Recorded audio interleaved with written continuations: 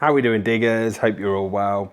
Massive thank you, first of all, for everyone that watched our last YouTube video, which was probably our first real video on YouTube. Like I say, we're very active on Instagram, Facebook and TikTok, but YouTube we haven't really explored, so we are now.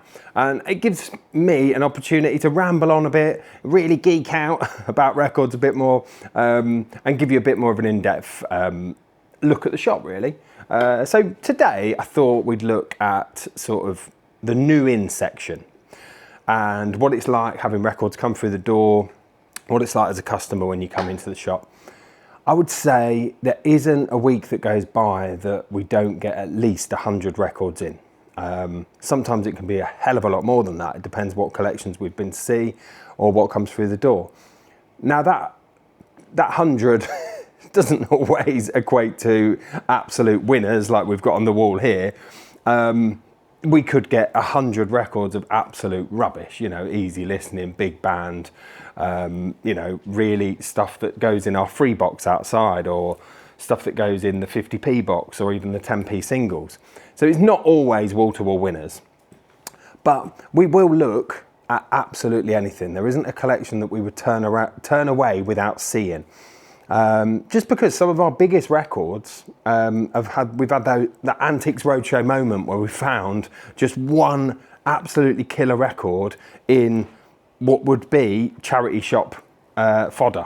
And that's a lovely moment to have with the customer. So yeah, we'll always look at anything. Like I say, loads coming through the door. We have been so lucky in the last few weeks, to be fair.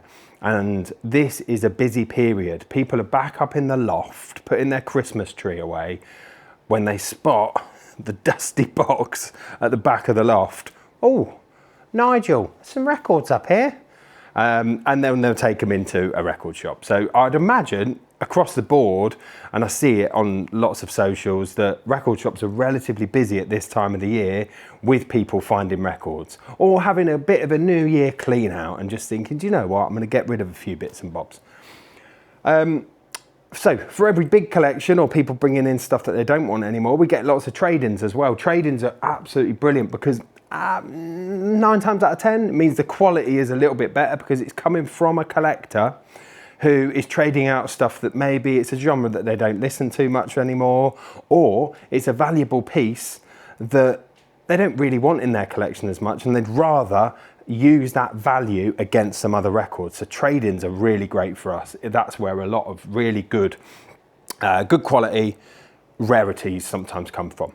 And then you chance upon the once in a lifetime collections that are just off the scale. And that is the most exciting part of this whole job, is going into a collection and just thinking, holy heavens. I mean, this is an incredible collection. It's lovely to look through and imagine that person, because we're all collectors, imagine someone looking through your collection and just being absolutely in awe at it and in awe with what you have done in your lifetime of collecting. So those collections are absolutely brilliant as well to go and look at and to hopefully purchase as well.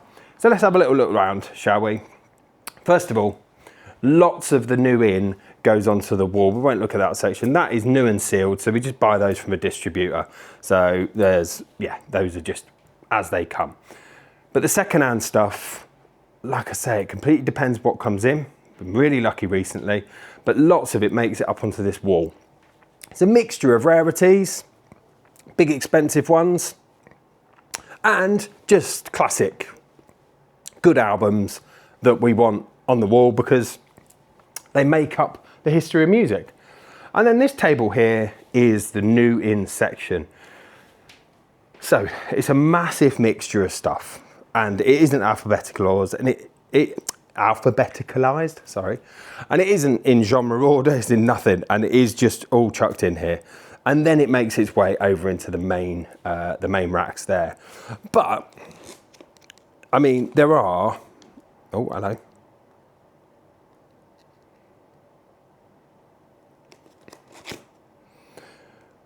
but it's a really good place to start as you walk in the door there, to start on this table here.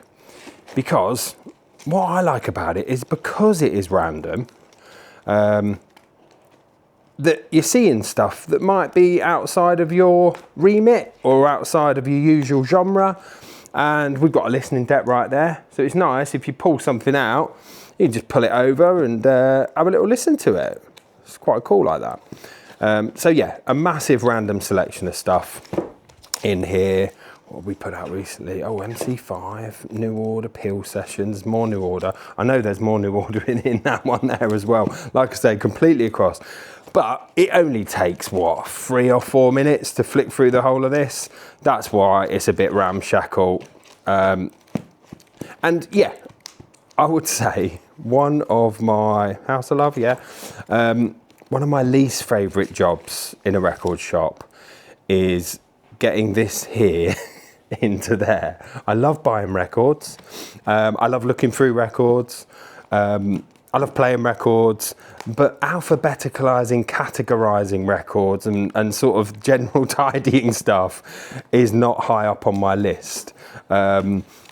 So it does sometimes tend to stay in here a bit, and it does work like this. So this is new in this section here, then it sort of filters back. So stuff in here may have been in here a couple of weeks. So yeah, lots of across the board, across the genres. Like I said, knew there was more New Order in there. Oh, we were listening to that yesterday, Beck, Sea Change. Oh, what a glorious album that is. That's a nice bit of heavy prog. Yeah, really enjoyable, this box. And it does change all the time. Like I say, if we've got loads of records coming in all the time, obviously going to be some big changes coming up. Here was an interesting one here. This one here, let me just